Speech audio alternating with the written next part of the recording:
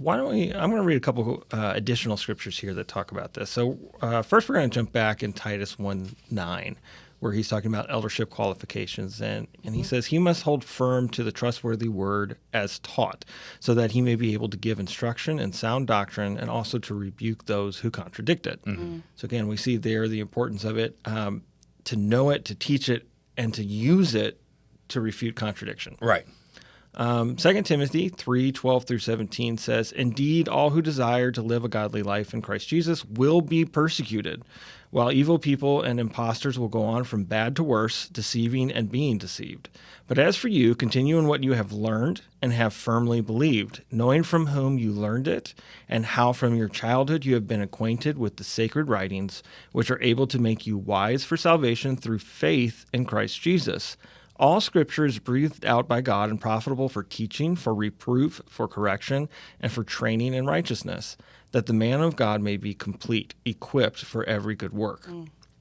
What I love Paul's doing here with Timothy, I forget which verse it is, but he takes a moment with Timothy earlier in one of the other books. It's either 1st or 2nd Timothy, and he brings up Timothy's mother and grandmother.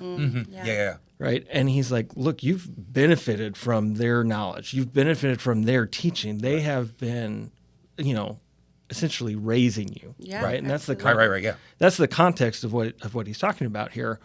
And so then when we get here in 2 Timothy 3, he's reminding him like, hey, you've been around this. Right. You've been mentored. You've Right. been developed. You've been trained, not just by Paul, but by your family. Yeah. Right. They were there, and now you have these tools in your tool belt, so to speak, so that you see everybody outside the world, everybody who's not in good doctrine, they are continuing to deceive and be deceived, is what he says. They go from bad to worse. And they are evil, they are imposters, and they're going to persecute you for your knowledge. Right.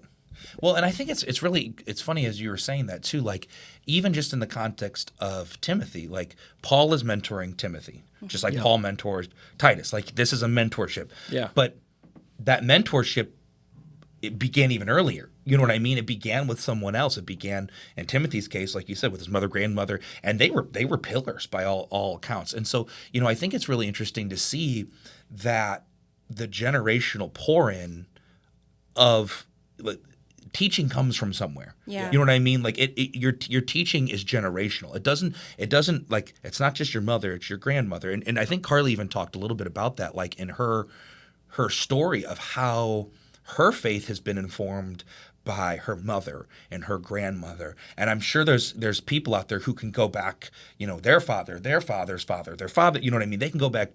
My grandma always likes to talk about, in the Church of God. Church of God.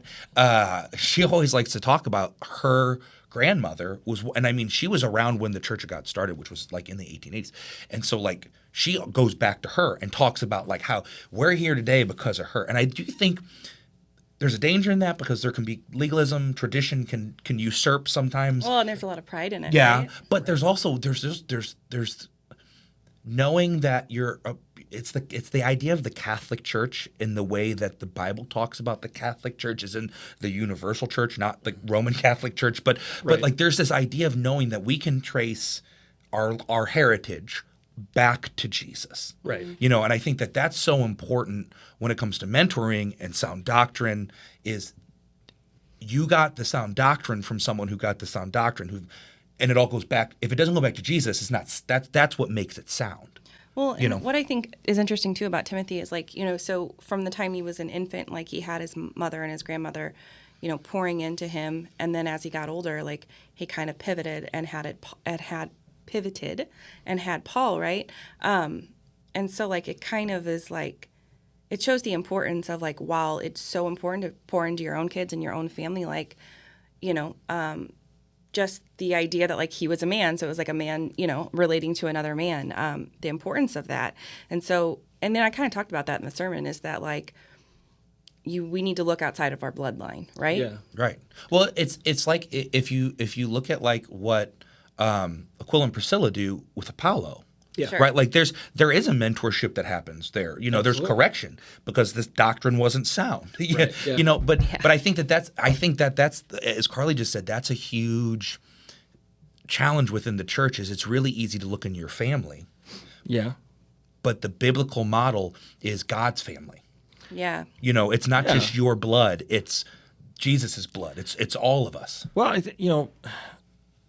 it makes sense to be raised up with your family. Right. Like it's naturally how God created life. Right. Absolutely. Right. You know, Yeah. and your parents are supposed to raise you and teach you and help you grow. Right. But as you pointed out, there comes a point in your life where, what mom and dad are offering isn't going to always get me where I need to go. Right. Exactly. I need a Paul to come into my life and help me get to that next stage. I need somebody else. And I think this is something we have to remember when we're afraid to be mentors. Is sometimes we think that we are taking on like somebody's full development. Right. Right? Like, Right, yeah. Like if like, whether you sink or swim is completely on my shoulders now, right? Right, And that's not the case at all. Right. We are a part of a bigger machine, so to speak. And we have to trust that God is bringing other people 100%. to help mentor in different ways and to teach people in other areas. And we are just to do our part in that. Right. Right. And I think that gives us a lot of freedom that we can, like, I might not get everything right, but God is not going to let that be on its own. He's not going to Yeah. let my mistakes dictate somebody else's life. Right. It's not. Yeah. There's seasons. Right. Yeah. It's like Paul and Barnabas are together, and then Yeah. they split. You know, Yeah. and it's not exactly the best split, but it's also not a bad split either. And they go on, by all accounts, to have great ministries. Yeah. You know, and that's because they needed different things in their lives. You Yeah. know, so Well- mentoring is, and I found this just in my personal life, like the mentors I had growing up and now the mentors I have today are not the same. I still respect all of them, but I'm in a different place where the mentors in my past can't speak to my location No. today. Yeah. Well, isn't You know? that a lot of too, just like based on our own personal testimony, right? Like if we see God in certain ways, like really show up in one aspect of our lives, and like our testimony is really drenched in this one aspect of our lives, like it's easy to speak to that, right? Right. And so, I mean, there, like you said, like at different points in your life, there's going to be different people that pour into you based on like what they're passionate about or where they've seen God show up in their lives, right? Right, absolutely. And when we are pouring into people, what we need to make sure we're doing is we're in alignment with sound doctrine. Right. Absolutely. Right. So that's where we have to focus on there is, am I in sound doctrine? Yes.